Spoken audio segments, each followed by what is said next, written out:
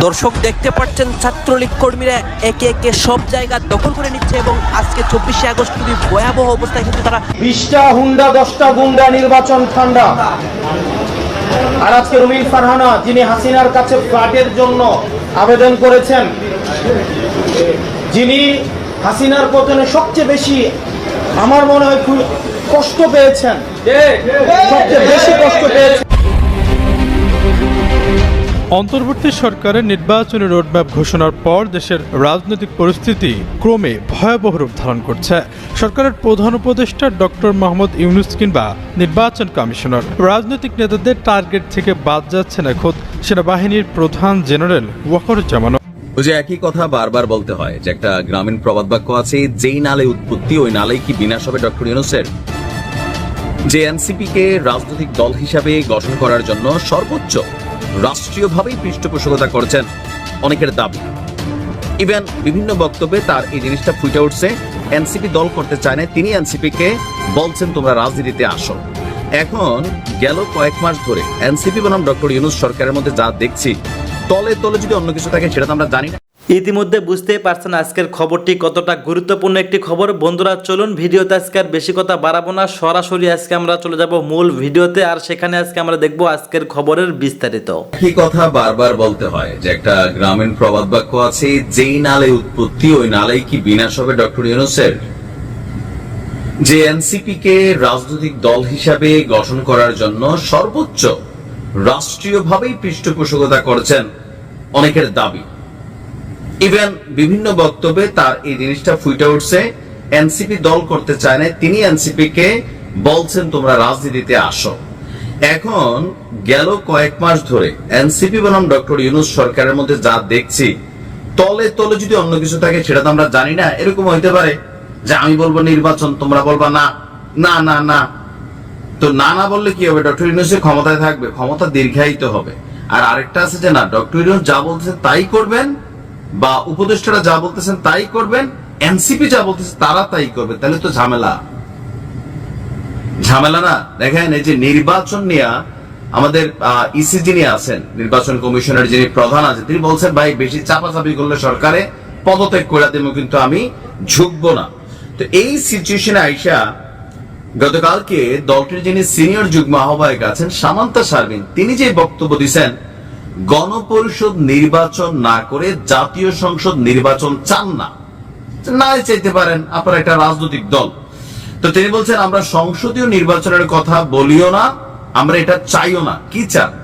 আমরা মনে করি গণপরিষদ নির্বাচনের মাধ্যমে নতুন সংবিধান করে তারপর রিস্টার্ট করবেন বাংলাদেশকে। ওয়াও! মানে নির্বাচন এখন তারা চায় না।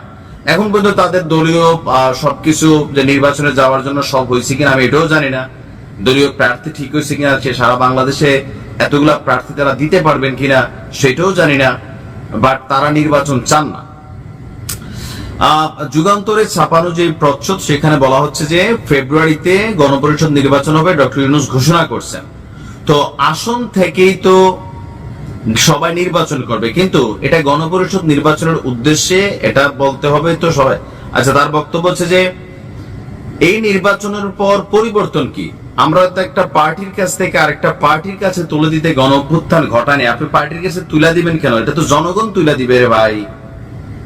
মানে আপনি ডক্টর ইউনূসের হাতে দিচ্ছেন, এটা সত্য। ওই যে ভিডিওর প্রথমে বলছি যে আপনারা ডক্টর ইউনূসটা রেডিমেড একটা সেটেলমেন্টে দিচ্ছেন, দরকার ছিল এই মুহূর্তে, বিকল্প ছিল না।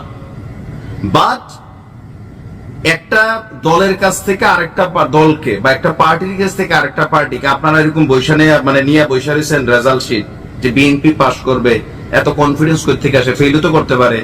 আপনাদের তো জনপ্রিয়তা আছে, তাহলে আপনারা কি ভয় পাচ্ছেন? আমি প্রত্যেকটা ভিডিওতে একই কথা বলি, আরেকটা পার্টির কাছে ক্ষমতা জনগণ যদি তুলে দেয় আপনি আটকাবেন কেমনে? তো আপনিও ওই যে ঘুরাফিরা আরেকটা মেন্টালিটি আপনার বহিঃপ্রকাশ হয়ে যাচ্ছে। আপনাদের সবার কথাবার্তা এটাই, 5-7 জন মানুষের, যে একটা পার্টির কাছ থেকে এটা কি নির্বাচন ছাড়া আরেকটা পার্টি ক্ষমতায় আসবে? ডক্টর ইউনূসকে সেটেল করে ফেলছে যে বিএনপি তিনি পাস করাই দিবেন, এরকম কিছু। তাহলে আপনারা নিরপেক্ষ তত্ত্বাবধায়ক চান আরেকটা, সেটা হইতে পারে দাবি। তার বক্তব্য বাংলাদেশে একটি সেকেন্ড রিপাবলিক হবে, তারপর আপনি দেশ চালাবেন। তাতে করে বিএনপি যদি ম্যান্ডেট পায় তাহলে বিএনপি দেশ চালাবে, বিএনপির প্রস্তাব যদি জনগণের পছন্দ হয় গণপরিষদের মাধ্যমে জিতে এসে সংবিধান পরিবর্তন করবে। এখন এই গণপরিষদ নির্বাচন আয়োজন নিয়ে সরকারের কোনো চিন্তা ভাবনা আছে? নাই। তো যেহেতু নাই, গতকালকে স্বরাষ্ট্র উপদেষ্টা বলছেন ফেব্রুয়ারি মানে ফেব্রুয়ারি, এখানে কোনো নড়চড় নাই। তাহলে এনসিপি যে অবস্থানগুলোতে যাচ্ছে, ডক্টর ইউনূসের আশীর্বাদ পুষ্ট এই দলটি মাঠ পর্যায়ে কতটুকু শক্তি দেখে টিকতে পারবে সেটা পরে। তাদের প্রতি সবার একটা রেসপেক্টের লেভেল আছে, ভালোবাসা শ্রদ্ধা আছে। চাক না চাক এটা করা লাগতেছে। কেন?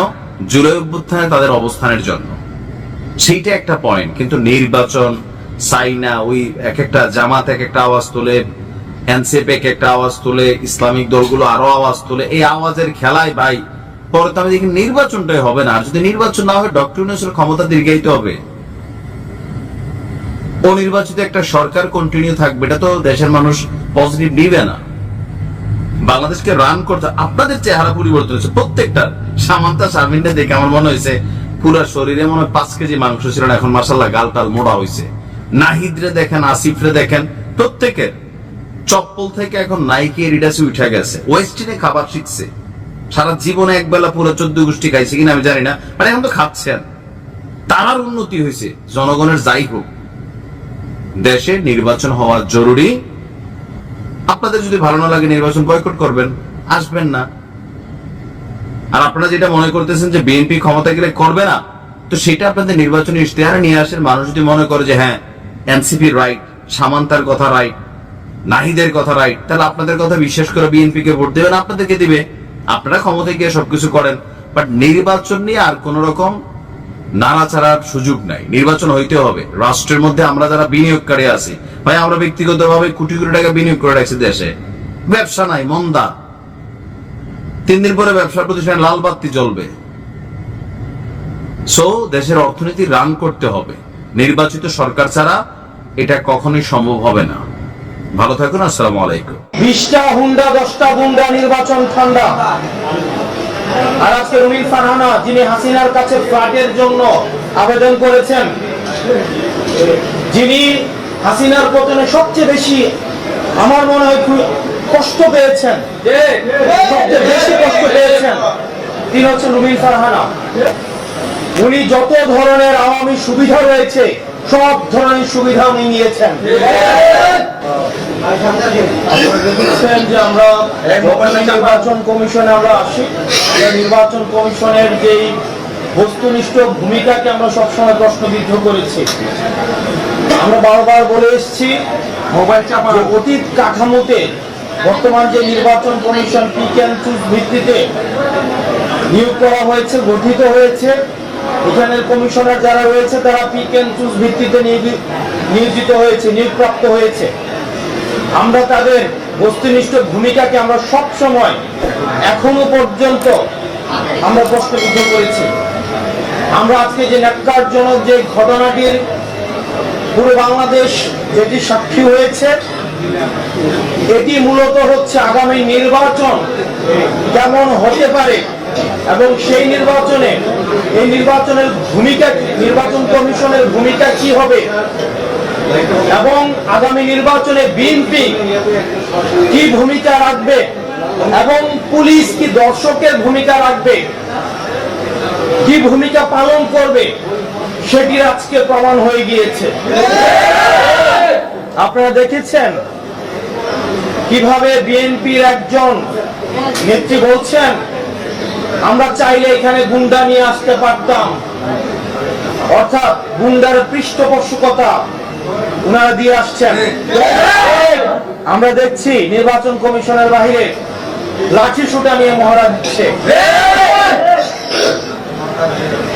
নির্বাচন কমিশন, প্রধান নির্বাচন কমিশনের অফিসের যদি এই অবস্থা হয়, সারা বাংলাদেশে এই বিএনপির যারা রয়েছে এই গুন্ডাদের পৃষ্ঠপোষকতা দিচ্ছে, তারা কিভাবে ভোট কেন্দ্র দখল করবে সেটির আজকে হচ্ছে টেস্ট ম্যাচ হয়ে গিয়েছে।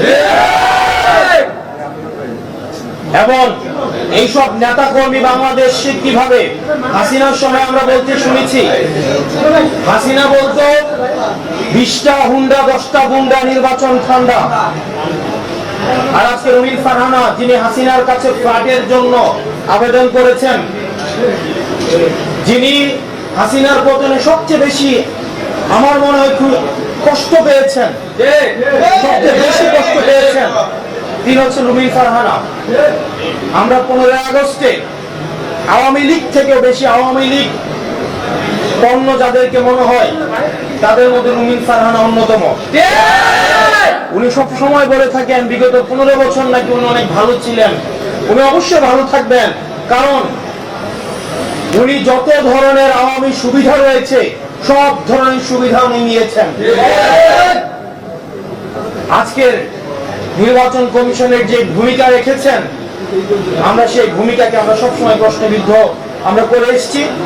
আমরা পুলিশকে দেখেছি এখানে নীরব দর্শকের ভূমিকা পালন করেছে। আমরা দেখলাম পুলিশ আমাদের নেতা কর্মীদেরকে আমাদের কিভাবে নির্বাচন কমিশনে ঢুকতে বাধা দিয়েছে, বিএনপি নেতা কর্মীদেরকে কিভাবে ফ্রি এক্সিট দিয়েছে, এবং এই নির্বাচন কমিশন কতিপয় পার্টি এটা পার্টি অফিস হয়ে গিয়েছে। প্রিয় সাংবাদিক বৃন্দ, আমরা বলে এসেছি, বারবার করে বলে এসেছি, আমরা একটি গ্রহণযোগ্য অবাধ নিরপেক্ষ নির্বাচনের দিকে আমরা যেতে চাই।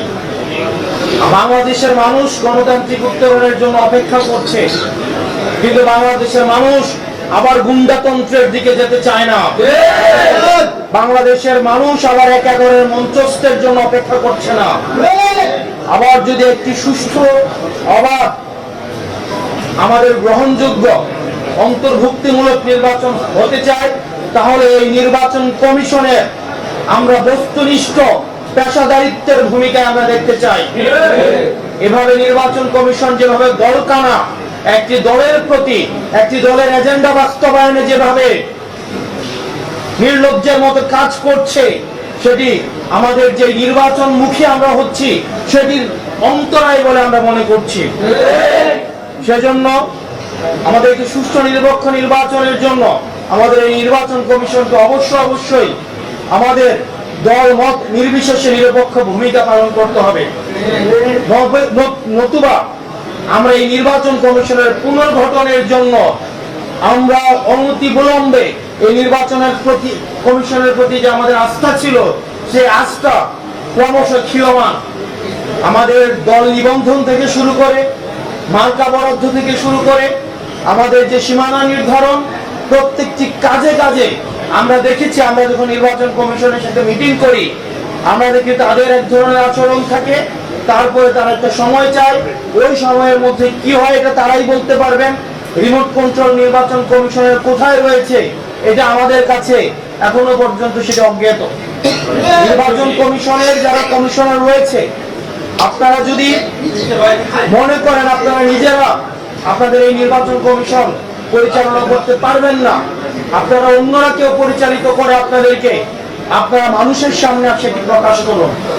হয় নিকট অতীতে আমরা নুরুল হুদা কমিশনকে আমরা দেখেছি, তার পরিণতি আমরা দেখেছি। বাংলাদেশের মানুষ আবার কোন মঞ্চস্থ নির্বাচনের দিকে যেতে চায় না, এবং বিএনপির আওয়ামী বিষয়ক সম্পাদক রয়েছেন অনেকেই, যারা আওয়ামী লীগ থেকে বেশি আওয়ামী লীগ। বিএনপির আওয়ামী লীগ বিষয়ক সম্পাদক যারা রয়েছেন তাদের মধ্যে অন্যতম রুমিন ফারহানা, আওয়ামী লীগের সুবিধাভোগী, আওয়ামী লীগের ফ্ল্যাট ভোগী, এবং যারা গুন্ডা দিয়ে নির্বাচন কমিশনকে ঠান্ডা করে দিতে চায়, যারা একটা প্রেসক্রিপটিভ ইলেকশনের দিকে আবার যেতে চায়। আমরা এই বিএনপির আওয়ামী বিষয়ক সম্পাদকদেরকে বলবো, আমরা আপনারা জনগণের পাঁচকে বুঝুন, 24 পরবর্তী জনগণের পাঁচকে বুঝুন, নতুবা আবার বাংলাদেশ সংকটের দিকে যাবে। এবং তাদের কারণেই আমরা বিশ্বাস করতে চাই বিএনপি এখনো পর্যন্ত গুন্ডাতন্ত্র, তারা যেই বিএনপির এই ফজলু সাহেব, উনাকে এখনো পর্যন্ত আমরা সম্বোধন করছি, সম্মান দেখাচ্ছি, কিন্তু উনি যে ধরনের বক্তব্য দিচ্ছেন এবং রুমিন ফারহানা যে ধরনের বক্তব্য দিচ্ছেন, যে ধরনের কার্যক্রম পরিচালনা করছেন, আমরা ধরে নিচ্ছি, আমরা ধরে নিব এগুলো হচ্ছে বিএনপির হাই কমান্ডের ইনস্ট্রাকশন। এবং আজকের নির্বাচন কমিশনে যেই ঘটনাটি ঘটেছে সেই বিষয়ে বিএনপি কি অবস্থান নেয় সে অন্তর্বর্তী সরকারের নির্বাচনী রোডম্যাপ ঘোষণার পর দেশের রাজনৈতিক পরিস্থিতি ক্রমে ভয়াবহ রূপ ধারণ করছে। সরকারের প্রধান উপদেষ্টা ডক্টর মোহাম্মদ ইউনূস কিংবা নির্বাচন কমিশনার রাজনৈতিক নেতাদের টার্গেট থেকে বাদ যাচ্ছেন এখন সেনাবাহিনীর প্রধান জেনারেল ওয়াকারুজ্জামানও। বিশেষ করে সেনাবাহিনী নিয়ে জাতীয় নাগরিক পার্টির শীর্ষ নেতা নাসিরউদ্দিন পাটোয়ারির এক মন্তব্যকে ঘিরে দেশ জুড়ে তোলপাড় শুরু হয়। সম্প্রতি বাহিনীকে মেধাহীন উল্লেখ করে বেশ কিছু আপত্তিকর মন্তব্য করেন এই এনসিপি নেতা। এর আগেও সেনাবাহিনী নিয়ে আপত্তিকর মন্তব্য করেন এনসিপির আরেক নেতা হাসান আব্দুল্লাহ। বিভিন্ন সময়ে বাহিনীকে নিয়ে কড়া মন্তব্যের জবাবে আবেগঘন বার্তা দিয়েছেন জেনারেল ওয়াকারুজ্জামান। সম্প্রতি ঢাকা সেনানিবাসে আয়োজিত এক অনুষ্ঠানে বাহিনীর সদস্যদের উদ্দেশ্যে তিনি বলেন, এসব গালিগালাজ শুনে অখুশি হওয়ার কিছু নেই। যারা এসব করছে তারা আমাদের সন্তানের বয়সী। ওরা বড় হলে নিজেদের ভুল বুঝতে পারবে, তখন লজ্জিত হবে। দেশ এখন নির্বাচনের দিকে যাচ্ছে। অবাধ, সুষ্ঠু ও নিরপেক্ষ নির্বাচন অনুষ্ঠানে সরকারকে সহযোগিতা করবে সেনাবাহিনী। সেই লক্ষ্যে বাহিনীর সদস্যদের পেশাদারী ভূমিকা বজায় রাখতে হবে।